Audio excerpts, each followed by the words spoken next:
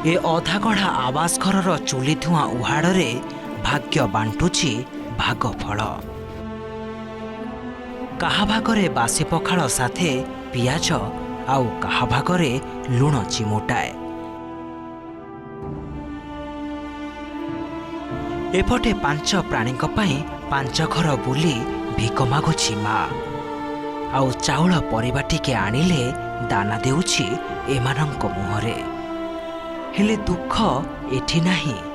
ଦୁଃଖ ତ ଏଇ ଦେଖି ନ ପାରୁଥିବା ଅସହ୍ୟ ଯନ୍ତ୍ରଣା ପାଖରେ।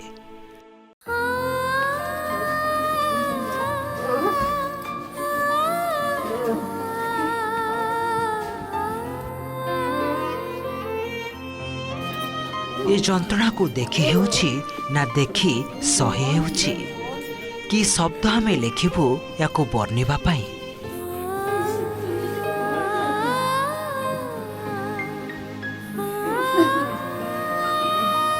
ଆପଣ ଥରେ କେବଳ ଦେଖିନିଅନ୍ତୁ ଏ ମଣିଷ ଏଠି କୋଉ କଦର୍ଯ୍ୟ ଅବସ୍ଥାରେ ଅଛି ଆଉ ବିଛଣାରେ ପଡ଼ି ଛାଟିପିଟି ହେଉଛି।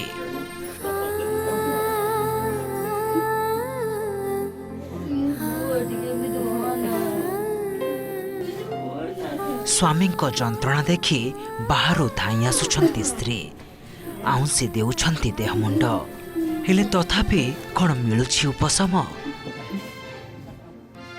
ସୋରିଷ ତେଲ ଶିଶିରୁ କାଢ଼ି ବୋଳି ଦେଉଛନ୍ତି ବେକ, ପିଠି ଆଉ ଛାତିରେ। କାଳେ କଷ୍ଟ ଟିକେ କମିଯିବ। ହେଲେ ସେ କ'ଣ କମିବ?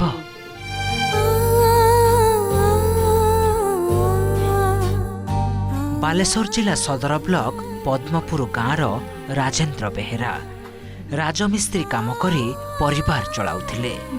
ସ୍ତ୍ରୀ ଆଉ 3 ପିଲା ସମସ୍ତଙ୍କୁ ଖୁସିରେ ରଖିଥିଲେ। ହେଲେ ଏବେ ତାଙ୍କୁ କନ୍ଦେଇ ଦେଇଛି ଭୟଙ୍କର କ୍ୟାନ୍ସର। 3-4 ବର୍ଷ ହେଲାଣି ରୋଗ ତାଙ୍କୁ ଝୁଣି ଖାଉଛି। ବାଲେଶ୍ୱରରୁ ଭୁବନେଶ୍ୱର ଅନେକ ଡାକ୍ତରଙ୍କୁ ଦେଖାଇ ସାରିଲେଣି, କେମୋ ମଧ୍ୟ ନେଇ ସାରିଲେଣି। ରୋଗ କମିନି, ଦେଉଛି ଅଧିକ ଯନ୍ତ୍ରଣା। ହେଲେ ଯନ୍ତ୍ରଣାକୁ କାଟିବା ପାଇଁ ପାଖରେ ମେଡିସିନ ନାହିଁ। ମେଡିସିନ ଆସିବ କୋଉଠୁ? ଏବେ ମାସକୁ ମେଡିସିନ ପାଇଁ ଦରକାର 5,000 ଟଙ୍କା। ହେଲେ 5,000 ଆସିବ କୋଉଠୁ? ମାଗିଯାଚି ହାତ ପକାଇ ଯାହା ଆଣୁଛନ୍ତି ସେତିକିରେ ମେଡିସିନ କିଣୁଛନ୍ତି। ହେଲେ କିଏ କେତେ ଦିନ ଦେବ? ଗାଲରେ କ'ଣ ଗୋଟେ ବାହାରିଲା ପରେ ଆମେ ଦେଖେଇଲା ପରେ ଆମକୁ କହିଲେ ଯେ ଯାଇକି ଯେତେ ଶୀଘ୍ର ପାରୁଛ କଟକ ଉଠାଅ। କଟକରେ ଦେଖେଇଲା ପରେ ସେ କହିଲେ ଏଇଟା କ୍ୟାନ୍ସରକୁ ପାଇଯାଇଛି। ତାପରେ ଅପରେସନ୍ କଲେ, ମାସେ ରହିଲେ କଟକରେ। ତାପରେ ଆସିକି ଲାଇଟ୍ ପଡ଼ିଲା, 30ଟା ଲାଇଟ୍ ପଡ଼ିଲା। ତାପରେ କେମୋ ଦିଆହେଲା, 16ଟା କେମୋ ଦିଆହେଲା ପରେ ବି ଏବେ 3 ବର୍ଷ ପରେ ଫେର ଦେଖିଲାକୁ ଜିଭରେ ଜୀବାଣୁ ହେଇଗଲା। ଆଉ କିଛି ଖାଇ ବି ପାରୁନାହାନ୍ତି। ମାନେ ଏମିତି ଲୋକ ଯାହା ଦେଉଛନ୍ତି ଆଣିକି ଦିନେ ଗୋଟେ ଖାଉଛେ, ଦିନେ ସକାଳୁ ଯଦି ଖାଇଲୁ ରାତି ବେଳକୁ ଉପାସ ରହିଲୁ। ଭବିଷ୍ୟତରେ ଓକିଲ ପିଲା ଆଗରୁ ଭଲ ସିନା ପାଠ ପଢ଼ୁଥିଲି, ପ୍ରାଇଜ୍ ଜାଗା ପାଉଥିଲି। ଏବେକି ଆମ ପାଠ ପଢ଼ିବାରେ ବହୁତ ଅସୁବିଧା ହେଉଛି। ସେଥିପାଇଁ ମୁଁ ମୋ ଆଶା ଛାଡ଼ିବାକୁ ଚେଷ୍ଟା କରୁଛି।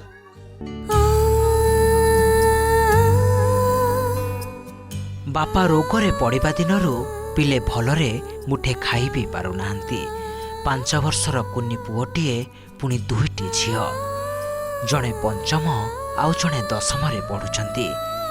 ଖାଇବାକୁ ସଂଘର୍ଷ କରୁଥିବା ଏ ପିଲେ ପାଠ ପଢ଼ିବେ କେମିତି? ଆଗରୁ ସେ ମାନେ ପିଲାଟି ତ ରାଜମିସ୍ତ୍ରୀ କାମ କରୁଥିଲା, ଯାହା ବି ଚାଲିଥିଲା। ଯେବେଠୁ 2-3 ବର୍ଷ ହେଲା ତାଙ୍କର ଦେହ ଖରାପ ହେଲା, 3ଟା ଛୁଆ, 2ଟା ଝିଅ, 1 ପୁଅ। ଛୁଆ ବି ଗୋଟେ 10 କ୍ଲାସ୍ ପାଠ ପଢ଼ିଲାଣି, ବଡ଼ ହେଲାଣି। ତାକୁ ତା ପେଟକୁ ଖାଇବା, ତା ପିନ୍ଧିବା, ସମସ୍ତଙ୍କୁ ଦେଖାଇବା ଭଳି ସେମିତି ଜିନିଷ ଦରକାର। ହେଲ୍ପ ଫର୍ ୟୁ ଫାଉଣ୍ଡେସନ୍ ପରିବାର ତରଫରୁ ଆପଣମାନଙ୍କୁ ଓଡ଼ିଶାବାସୀଙ୍କୁ ଆମେ ନିବେଦନ କରିବୁ, ଆପଣମାନଙ୍କର ଯଦି ଟଙ୍କେ ଅବଦାନ, କିଛି ଆର୍ଥିକ ଅବଦାନ ଯଦି କାହା ମୁହଁରେ ହସ ଫୁଟେଇ ପାରୁଛି, ତାହେଲେ ତାଠୁ ବଡ଼ କଥା, ତାଠୁ ପୁଣ୍ୟ କାର୍ଯ୍ୟ କିଛି ନାହିଁ। କାରଣ ଆପଣମାନଙ୍କ ସାହାଯ୍ୟ ଅପେକ୍ଷାରେ ଏ ଅସହାୟ ପରିବାର।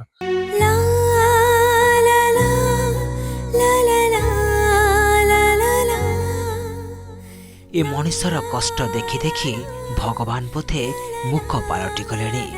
ତାଙ୍କ ଆଗରେ ଛଟପଟ ହେଉଛି ଏ ମଣିଷ, କିନ୍ତୁ ମୁକୁଳି ପାରୁନି।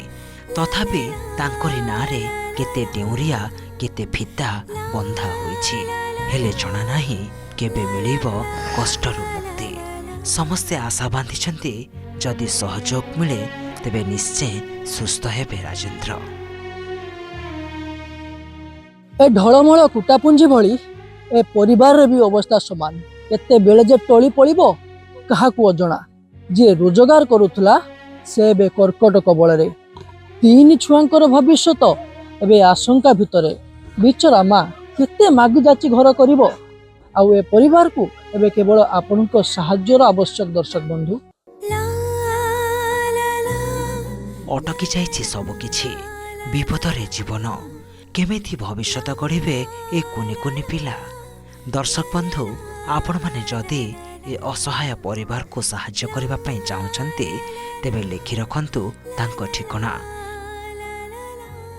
ନାମ ରାଜେନ୍ଦ୍ର ବେହେରା, ପତ୍ନୀ ଶାନ୍ତିଲତା ବେହେରା, ଗାଁ ପଦ୍ମପୁର, ବ୍ଲକ ବାଲେଶ୍ୱର ସଦର, ଜିଲ୍ଲା ବାଲେଶ୍ୱର। Mobile number 7609922890। ପୁଣି ଥରେ କହି ରଖୁଛୁ ମୋବାଇଲ ନମ୍ବର 7609922890।